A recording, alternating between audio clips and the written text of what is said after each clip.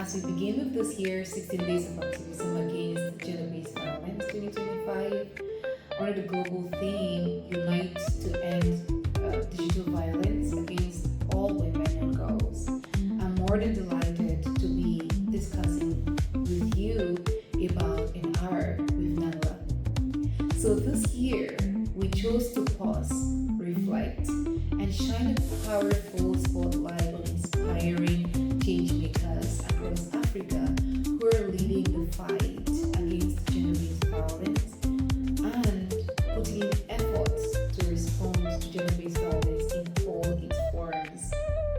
So in this first edition, we had 13 remarkable women whose stories we documented. 10 being from Cameroon, 1 from Zambia, 1 from Zimbabwe, and 1 from South Africa.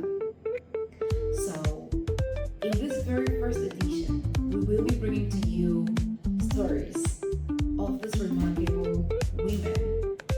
And the content of the stories will span across what inspired them to engage in the fight and respond to incidents or cases of gender-based violence, the interventions they provide with regards to gender-based violence prevention and response, the challenges, the success stories, but also their thoughts around the prevalence of gender-based violence, inclusive of technology-facilitated gender-based violence. Through the 16 days of activism, we will be sharing with you these powerful stories as a way to amplify the voices of those activists, strengthen advocacy, and inspire action across our communities.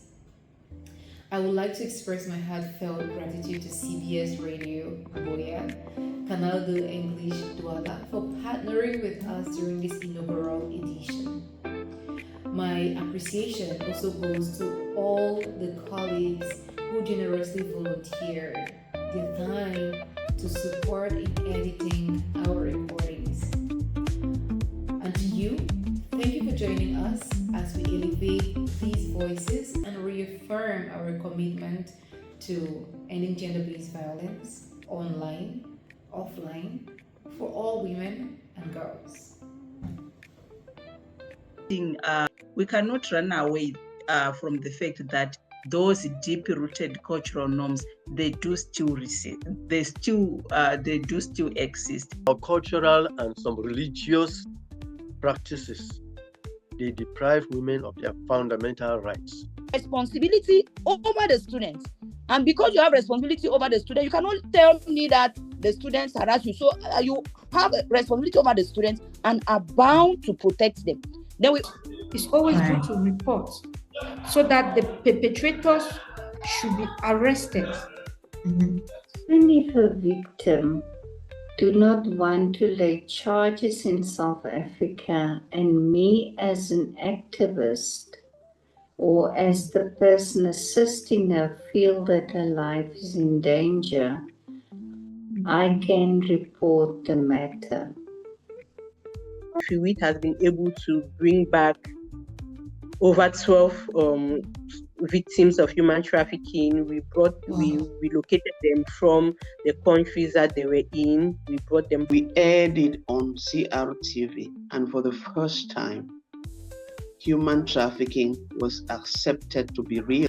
Currently carrying mobile safe spaces, as well as within the framework of our UNFPA eco projects, we have what we call a temporal tense.